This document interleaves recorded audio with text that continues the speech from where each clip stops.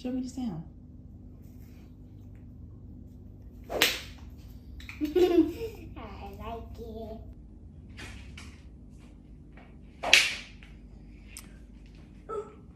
Look, okay, y'all think I just be talking just to hear myself talk. And don't get me wrong, I got a nice voice. Yes, I do like to hear myself talk.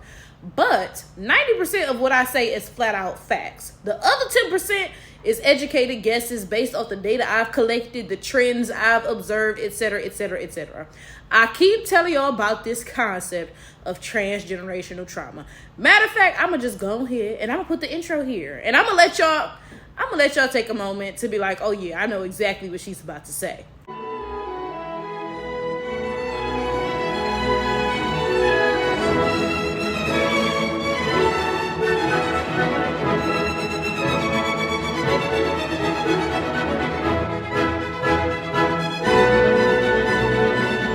Transgenerational trauma is this idea that your body can go through certain things because of what your ancestors experienced, right? Now, we're going to be talking about this as it pertains to transatlantic slavery, but that's not, the only time that this is seen. For example, I believe it was India where they were starved so badly by Britain that they went through a bunch of famines, right? And that's why to this day, people who are descended from those populations, they have a harder time losing weight because their ancestors starved and they needed to keep that weight on, right? So even though the people of today did not go through those famines, that ancestral trauma has triggered something in their bodies, right? So now let's get into how this pertains to transatlantic slavery, okay?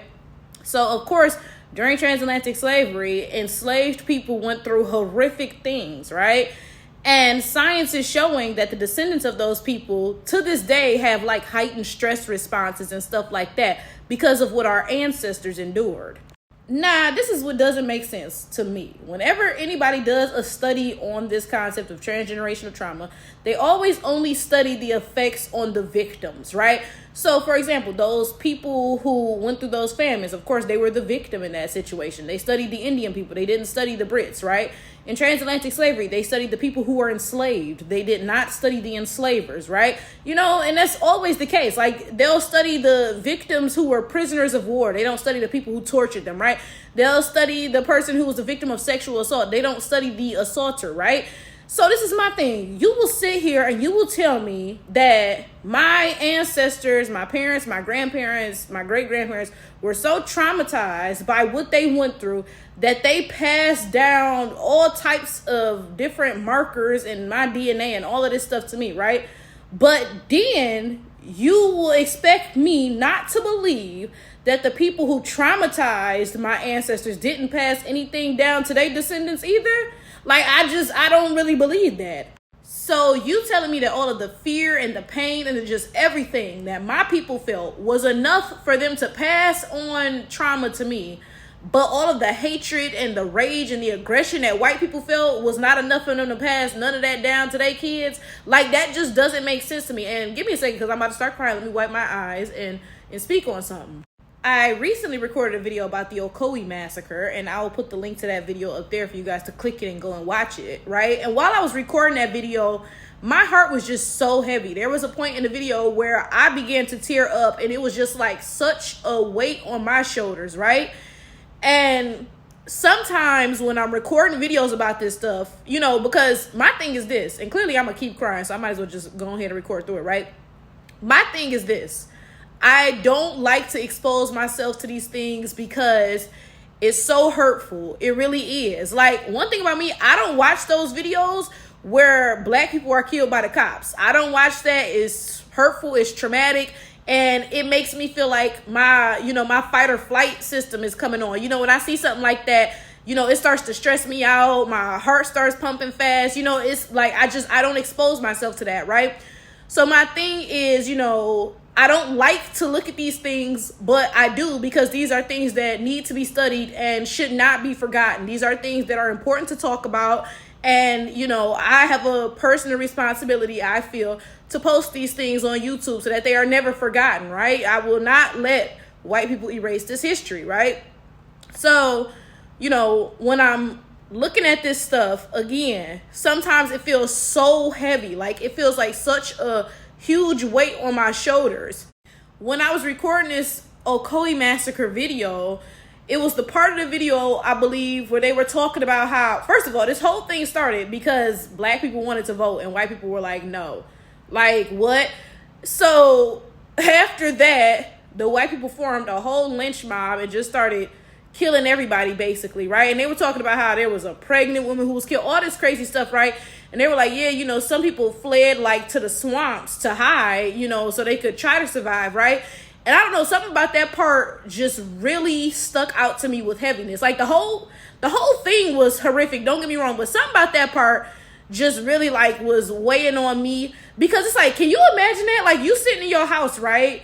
And then you just hear gunshots and you like, oh my God, you like, what's going on? And you just gotta run out, leave everything behind, hide in the swamps, hope nobody finds you. Can you imagine the fear in that moment? You know what I'm saying? Like, I don't know, something about that particular point in the story is what, I don't know, like, it just really weighed on me very heavily, right? And I'm sharing this because there's been countless times like this. You know what I'm saying? Can you imagine how many people in my ancestry went through something traumatic like that? When I tell you that sometimes it weighs so heavily that it doesn't even feel like I'm just feeling bad for somebody. Because, of course, you know, especially if it's somebody you care about who's close to you and they're going through something, of course you're going to feel bad for them and you're going to have a heavy heart for them, right?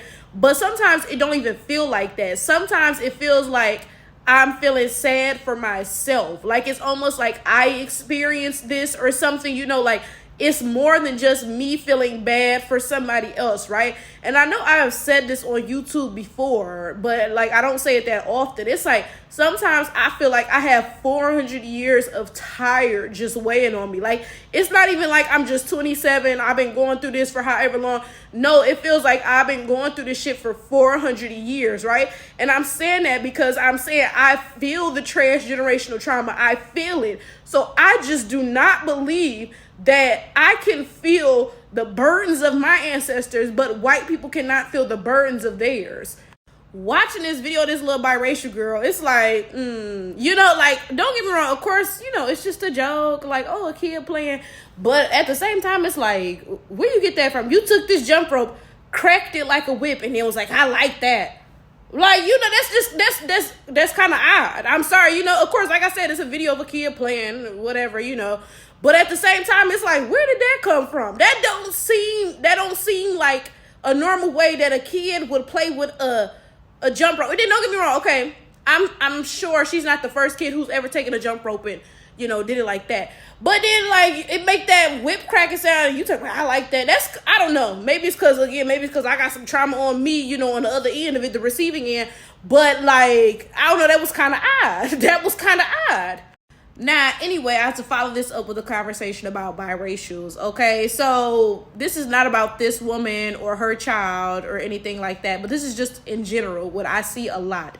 I feel like a lot of you hold biracials to a very unrealistic standard. And I'm going to speak on black people, okay? Actually, no, I'm not going to speak on black people. I'm going to speak on white people too, because white people are the ones who started this, okay? So, this whole concept of biracials being black, like I said, white people started this, right? So let's go back a little bit to slavery, all right? So when biracials began to be born out of, you know, the rape of black women, because white enslavers were raping us and these biracial children were being born, right? Biracial said, well, I shouldn't be a slave because I'm not black. I have a white parent. And I'm not mad at them because I would have used the same exact logic, right? Not mad at you at all, right? But white people responded with this concept of, well, you have a black parent, so, you know, you're not good enough to be white. We can't claim somebody who has the inferior racist, you know, blood in them as white. So you have to be black, right? So white people created this whole concept of biracial people being black, okay? Now, actually, I would just like to take a very little aside here. This is totally random, but I'm going to just throw this out here, right? This whole one drop rule and this concept of anybody with a drop of black blood being considered black because they're not good enough to be white, This is the whole reason that Black Americans get so much flack over this Liberia thing, because Africans be talking cash shit to this day. Oh, Black Americans came to Liberia and enslaved us. Look up the first president of Liberia. It was a white guy. His daddy was a Welsh planter and his mama was a mulatto. I believe that's off the top of my head, right? So this is a white dude, but he was called a Black American because of the one drop rule. So a bunch of white people went to Liberia and enslaved the native Liberians, and Black Americans are the ones being blamed for it because these white people were called Black due to the one drop rule. Like, what? But anyway, that was totally a random aside. Let me get back to my point. Y'all will sit here and pretend that these people are actually Black people and then act confused when they act like their other half sometime, because they are their other half. Like, I have a cousin, right? She half Black on my side, clearly, and then she half Mexican, okay? This is my thing. Why would I sit here and be confused when that girl is eating a burrito and speaking Spanish? Why would I be like, what? Like, girl, like, what are you doing? You're Black. Like, you're not Black. You're not Black. Like, you're half Mexican. So yeah, that's what your Mexican half does. You're gonna do that too, right?